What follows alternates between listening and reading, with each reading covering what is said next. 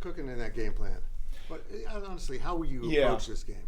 Well, we're going to approach this game really in very general, and I don't mean to be too coaches speak, but we got a very young football team. And what we're looking to do is execute at a really high level, play extremely fast, and look to improve. And guys, I understand that you're going to say, boy, what a BS coaching answer that is, but that's the truth of it. We certainly want to be efficient and physical in the run game. We want to create completions and get the ball in our playmakers' hands. How do you feel about the way that Pastore and Gang were able to push some of the quote-unquote first group? Yeah, I think that both of them have pushed the first group extremely well, and you look primarily to Andrew Gang from an offensive line standpoint, and the versatility that he has is, I believe that he's pushing everyone within that offensive line group, and I've been very pleased with his play.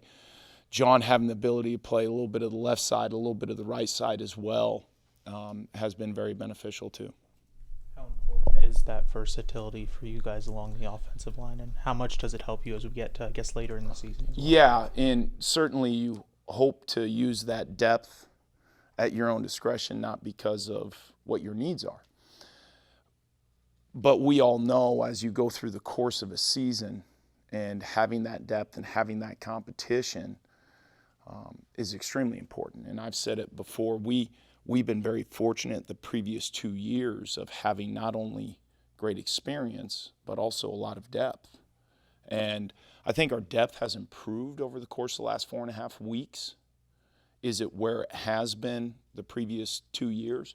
Probably not. So over the course of the next so many weeks and where we're at today this is a long football season. We got to continue to push the envelope.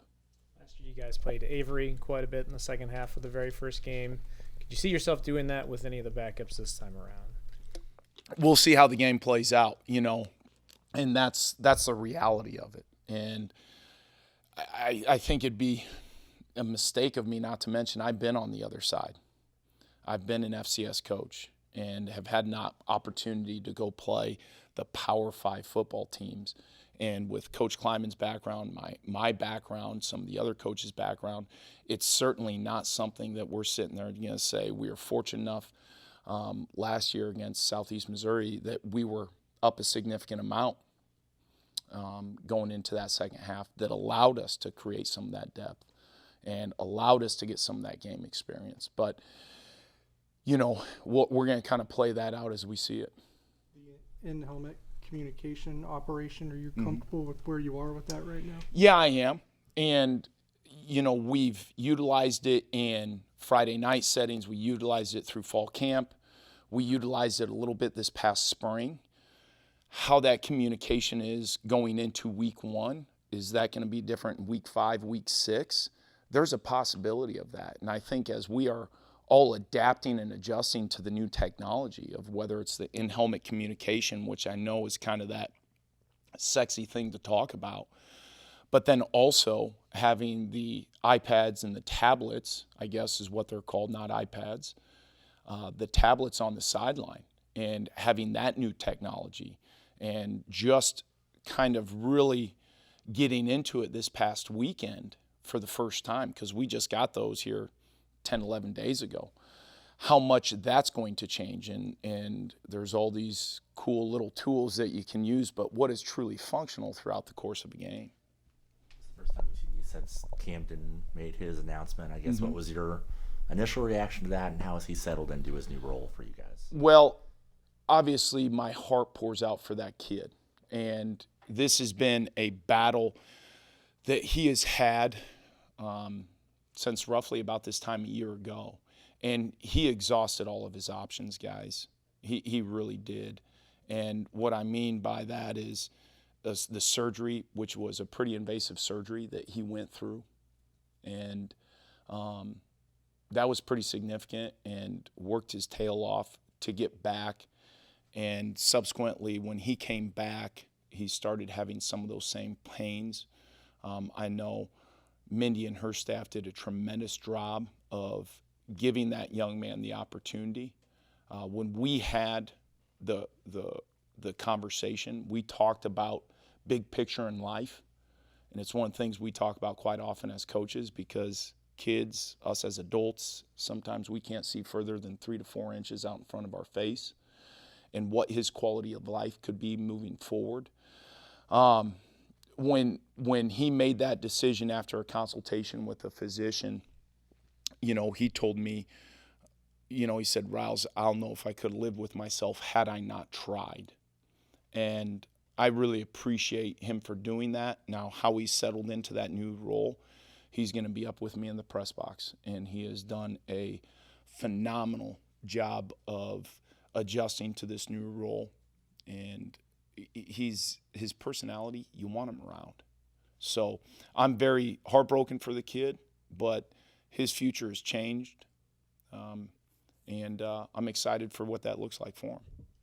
Kleiman was very complimentary of Braden Lofton in his presser the other day. What have you seen from him that's impressed you?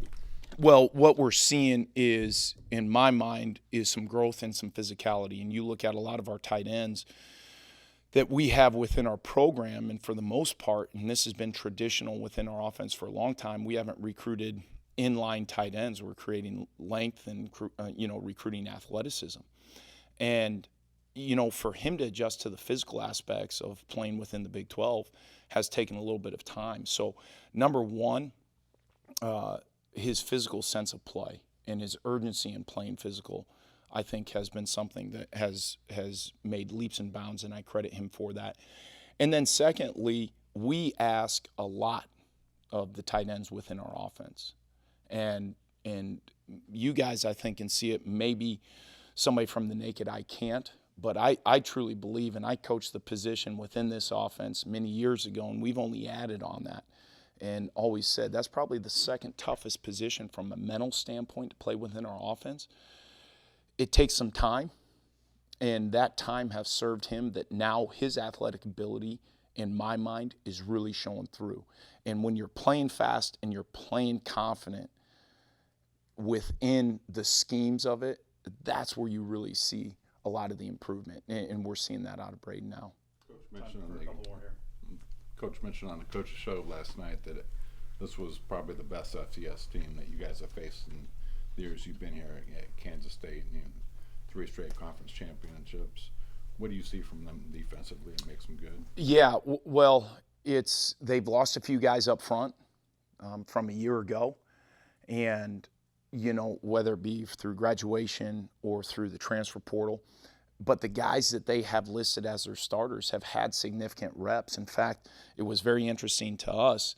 One of the guys who had significant reps got beat out by a guy who didn't play that much last year. So you're seeing a lot of depth, which, having coached at that level, that's one of the things oftentimes you don't see, is a lot of depth. And within the new age of college football, I believe that becomes even more challenging for FCS schools. So you look at the physicality of those guys up front, and then you look at the experience and physicality of the guys on the second level, and yeah, you become very impressed. It grabs your attention right away. And you're looking at, linebackers who are grad transfers. You're looking at physical guys who can run. And it's been most definitely a challenge in game planning. And I know our guys are going to be ready for the challenge this Saturday night, and we're not going to make any bones about it. It is going to be a real good challenge. They moved, I think, one of their best corners. They moved to safety, so it will tell you a little bit about what kind of coverage guy he is, and but then also what he can do within some of those run fits and from that athleticism and his physicality. And I think that's a great testimony to him. Last one here, Fitz. Percentage of your playbook would you say is stuff you inherited as opposed to stuff you've put in, or maybe Coach Wells has put in? Yeah, and I've kind of, Fitzy, I've talked about this a little bit. A lot of the things that we have within our playbook have been an evolution, for as long as I've been in this system. And, so there's a lot of that, but there's nuance.